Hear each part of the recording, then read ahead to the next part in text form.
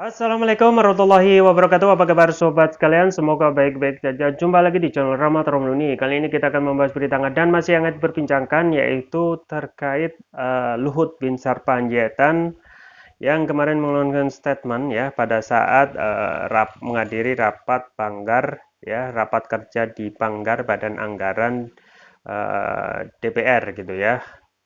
Dan banyak sekali yang mengkritik dan Luhut memberikan statement ya, jangan cari popularitas dengan nyerang saya ya. Ini yang dilansir oleh CNN.com ya, langsung jadi kita baca dan kita ulas ya. Luhut ke DPR, jangan cari popularitas dengan nyerang saya.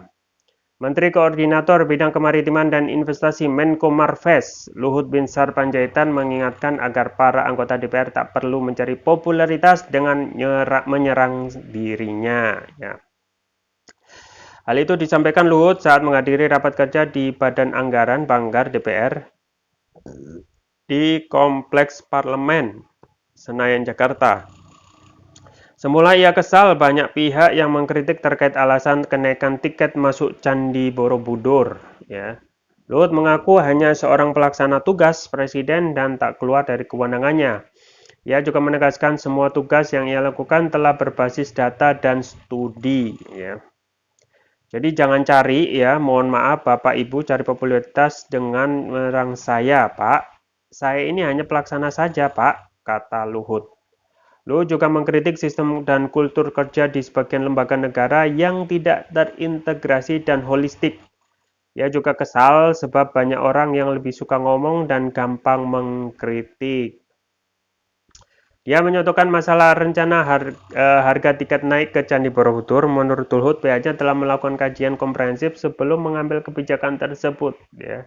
Jadi mengenai Borobudur ya, kita bikin studi komprehensif Pak. UNESCO itu dan angka itulah keluar ya, katanya. Namun karena kritik-kritik tersebut, ia sepakat menunda penerapan harga tersebut. Ya. Menurut Luhut, banyak pihak yang melayangkan kritik kepadanya namun tak mengetahui persoalan. Ya. Politikus Golkar itu pun meminta setiap masalah bisa dikonfirmasi langsung ke dirinya. Kadang-kadang maaf, teman-teman, bapak ibu juga yang langsung kritik saya, nembak nggak tahu masalahnya. Jadi kalau boleh ya, mohon lain kali telepon saya saja Pak, masalahnya apa sih? Kata Luhut. Ya, ya gitu. Ya gitu ya sobat sekalian terkait masalah Luhut bin Sarpanjaitan yang kemarin memang menghadiri ya rapat kerja di Badan Anggaran DPR ya, ya terkait masalah kritik mengkritik. Nah, ini juga menjadi apa namanya pertanyaan gitu ya. Kenapa kok tidak mau dikritik ya? Itu pertama ya. Karena kita ketahui bahwasanya pejabat negara ya, termasuk juga menteri ya, menteri termasuk juga presiden gitu ya. Semuanya ya, pejabat negara, presiden, termasuk DPR sendiri pun ya harus mau dikritik. Ya. Kenapa sobat sekalian? Ya karena mereka ya adalah jabatan publik ya. Dan juga karena jabatan publik inilah mereka dibayar oleh rakyat melalui pajak gitu ya. Melalui pajak, melalui APBN ya.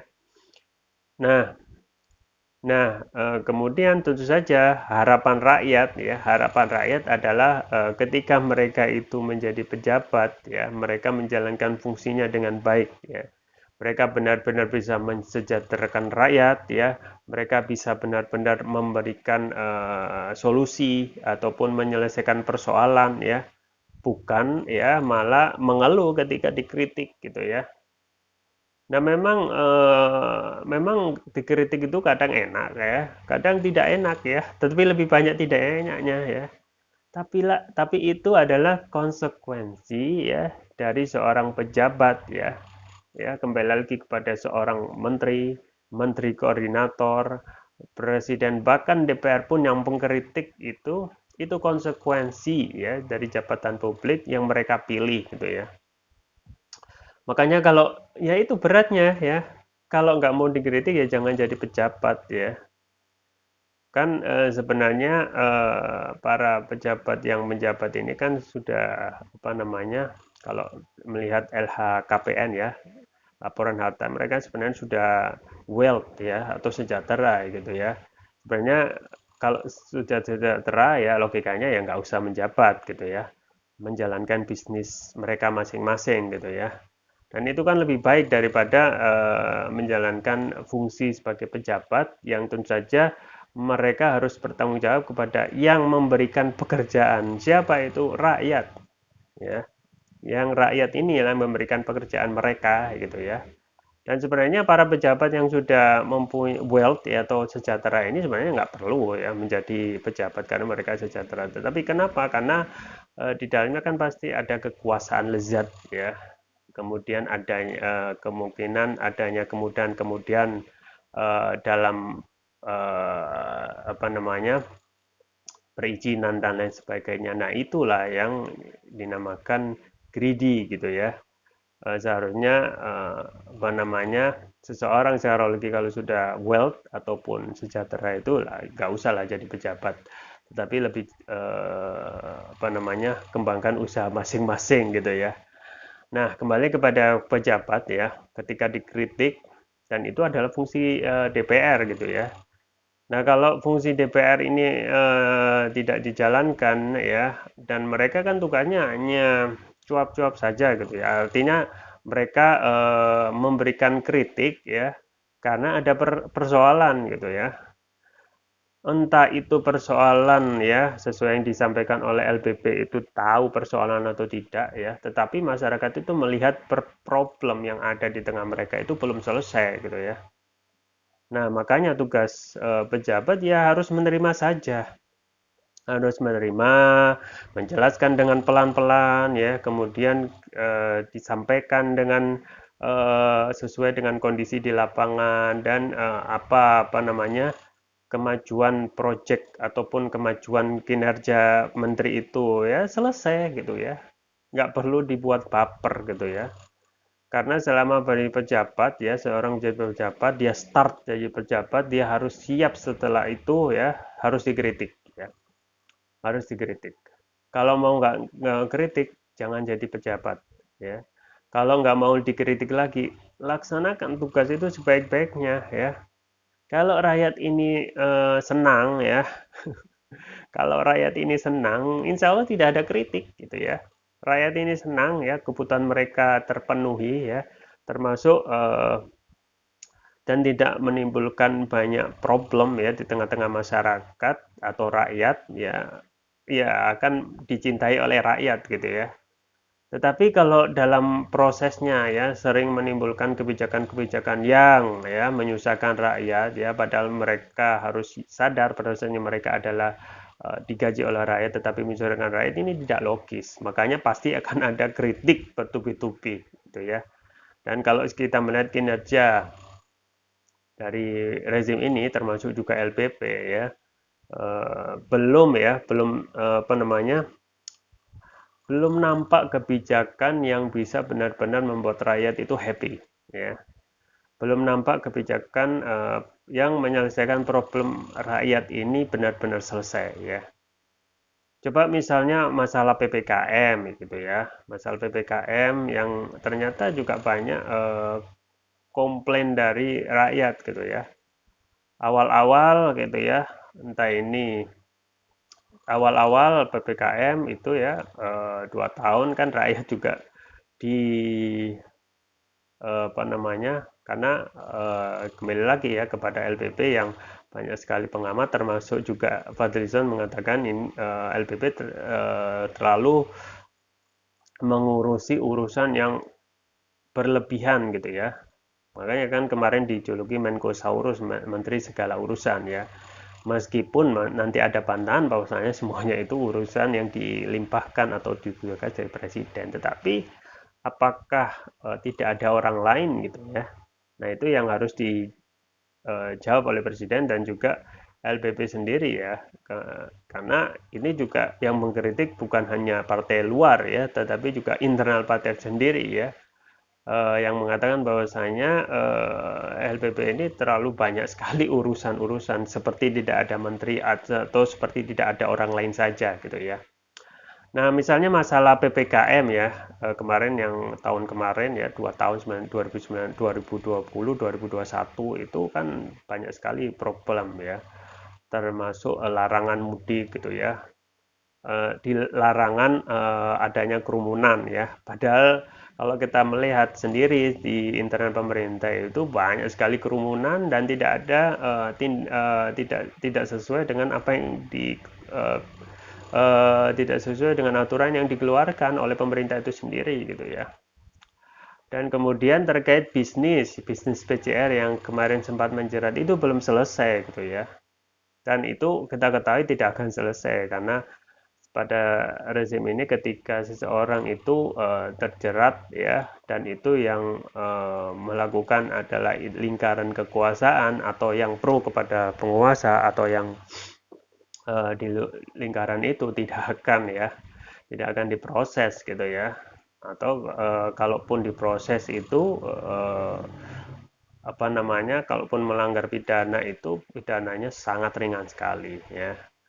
Nah, termasuk juga masalah minyak goreng ya. Ingat bahwasanya minyak goreng ini Presiden Jokowi juga menyerahkan problem minyak goreng ini yang belum selesai gitu kepada LPP gitu, Luhut Binsar Panjaitan ya. Apakah tugas itu sudah selesai, artinya sudah ada tanda-tanda gitu ya. Nah, ternyata kan belum gitu ya. Ketika ada larangan ekspor CPO ya, ekspor CPO, bahan baku pembuat minyak goreng itu dilarang, ternyata tidak turun juga ya. Pun akhirnya ditangkapnya mafia tidak turun juga ya. Akhirnya juga ditugaskan LPP ya. LPP kita lihat sendiri di media hanya melakukan tindakan seperti ini, menemukan adanya apa namanya, penyimpangan-penyimpangan terhadap bisnis minyak goreng dan lain sebagainya. Tetapi intinya belum selesai ya, harga-harga itu belum turun gitu ya. Dan ini yang sudah lama sekali gitu ya. Berapa bulan ke depan mungkin bisa sudah 1 tahun ya.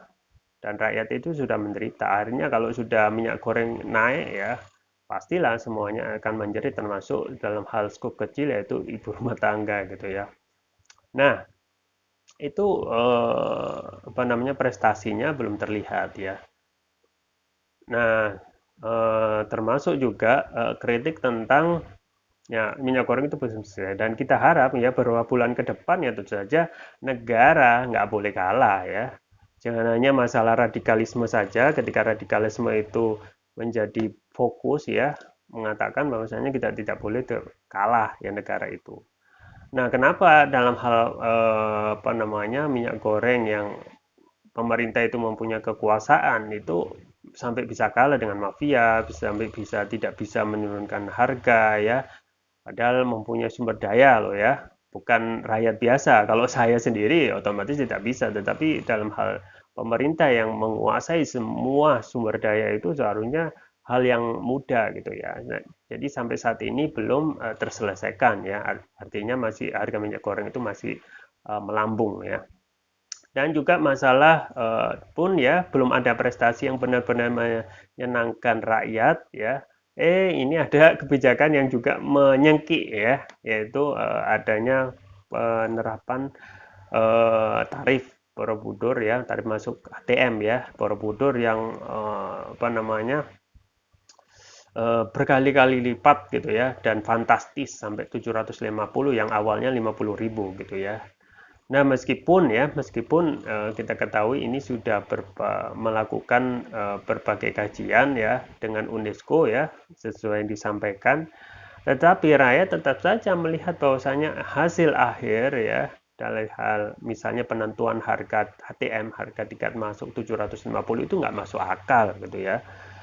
Meskipun nanti pasti akan ada bantahan ya, tetap saja yang diinginkan rakyat itu sederhana ya, mereka bisa hidup sejahtera ya, mereka tidak terbebani dengan carut-marut ya, termasuk juga harga tiket Borobudur meskipun tidak ada korelasinya dengan kesejahteraan rakyat ya, tetapi itu adalah kebijakan yang dikeluarkan pemerintah yang ya menyusahkan rakyat itu sendiri gitu ya. Nah, itu juga masalah kritik yang seharusnya harus bisa diterima gitu ya, harus bisa diterima sebagai fungsi ya pejabat ya termasuk presiden dan DPR itu yang dibayar digaji oleh rakyat itu melayani rakyat ya. Ya kalau tidak mau kembali lagi kalau tidak mau menjadi dikritik ya dan tentu saja ya kalau kita kembalikan kepada DPR ya jangan numpang apa namanya jangan cari popularitas tentu saja tidak gitu ya karena mereka menjalankan fungsinya ya apakah kita hanya mengharapkan DPR itu diam ya mengingat bahwasanya fungsi DPR saat ini juga tidak jalan sama sekali gitu ya. Nah, ditambah lagi ketika mereka diam-diam saja terhadap berbagai permasalahan ya carut marut bangsa termasuk masalah apa namanya APBN kita yang sangat mengkhawatirkan gitu ya. Jadi jumlah utang yang naik ya, ugal-ugalan 7.000 ya. Itu utang APBN ya. Belum utang BUMN yang nilainya sama gitu, kurang lebih sama ya. Jadi dan itu dibantah dengan itu hal yang masih kecil ya. Ingat bahwasanya APBN atau utang itu pada akhirnya yang bayar itu adalah rakyat ya melalui pajak ya. Dan kita sudah bisa merasakan ya harga-harga kebutuhan pokok itu naik karena harga banyak sekali barang-barang itu dipajaki ya, termasuk juga kemungkinan makan di warteg kemungkinan juga bisa saja dipajaki karena pemerintah itu sudah dalam tanda kutip kalut ya untuk mengatasi problematika APBN kita yang sekarang defisit gitu ya. Defisitnya juga jauh sekali. Ya, kita tunggu saja ya ke depannya ya. Semoga pemerintah bisa menjalankan fungsinya sebagai apa namanya yang menyelesaikan persoalan rakyat ya yang carut marut dan juga bisa mensejahterakan rakyat dengan genuine ya dengan genuine supaya kedepannya negeri ini menjadi lebih baik lagi. Itu yang bisa saya sampaikan. Semoga bermanfaat. Jangan lupa like, share, dan subscribe. Sampai jumpa lagi. Wassalamualaikum warahmatullahi wabarakatuh.